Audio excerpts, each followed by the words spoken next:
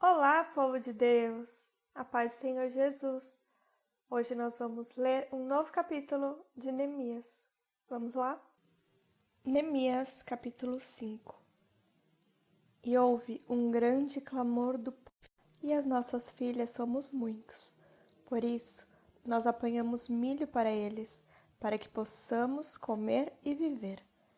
Havia também alguns que diziam: nós empenhamos as nossas terras, vinhedos e casas, para que possamos comprar milho por causa da fome.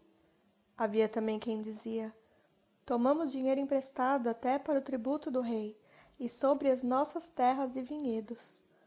Contudo, agora nossa carne é como a carne dos nossos irmãos, os nossos filhos como os seus filhos.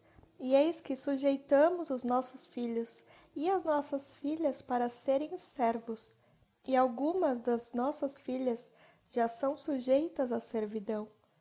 Tampouco está ao nosso alcance redimi-los, porque outros homens detêm as nossas terras e vinhedos. E eu fiquei muito irado quando ouvi o seu clamor e essas palavras. Então, consultei comigo mesmo e repreendi os nobres e os governantes e disse-lhes: vós exigis usura de cada um do seu irmão. E eu convoquei uma grande assembleia contra eles. E eu lhes disse: nós, segundo a nossa capacidade, temos redimido os nossos irmãos judeus, os quais foram vendidos aos pagãos. E vós vendereis os vossos irmãos? Ou serão eles vendidos para nós?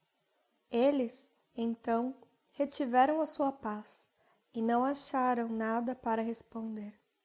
Disse eu também: não é bom isto, o que fazeis. Não deveríamos nós andar no temor do nosso Deus por causa do pobre dos pagãos, os nossos inimigos? De modo semelhante, eu e os meus irmãos e os meus servos podemos exigir deles dinheiro e milho. Rogo-vos, deixemos de fora essa usura.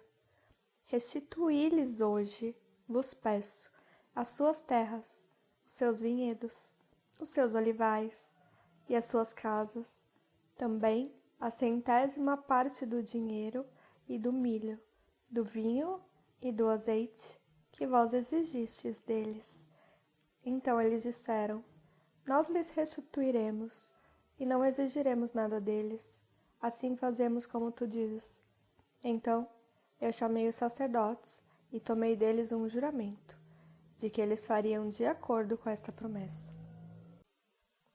Também sacudi o meu colo e disse: assim Deus sacuda todo homem da sua casa e do seu trabalho, o qual não cumprir essa promessa. Assim seja ele sacudido e esvaziado. E toda a congregação disse: amém. E louvaram o Senhor, e o povo fez de acordo com esta promessa.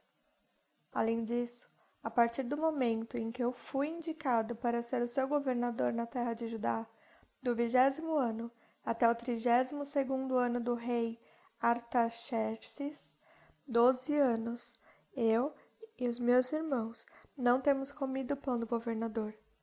Porém, os governadores anteriores que haviam estado antes de mim foram imputáveis diante do povo, e tomaram-lhe pão e vinho, além de 40 ciclos de pratas. Sim, até os seus servos tinham domínio sobre o povo. Mas eu não fiz assim, por causa do temor a Deus. Sim, além disso, eu continuei na obra dessa muralha. Tampouco compramos terra, e todos os meus servos foram reunidos para lá trabalhar. Havia à minha mesa, além dos judeus e soberanos, 150, que vinham ter conosco desde os pagãos que estão ao redor de nós. Ora, aquilo que era preparado para mim diariamente era um boi e 6 ovelhas escolhidas. Também aves eram preparadas para mim, e uma vez a cada 10 dias, provisão de todo tipo de vinho. Contudo, não exigi o pão do governador, porque a servidão era pesada sobre esse povo. Pense em mim, meu Deus, para o bem, de acordo com tudo que eu tenho feito por este povo. E esse foi o capítulo de hoje. Não esquece de deixar seu like, comentar e compartilha.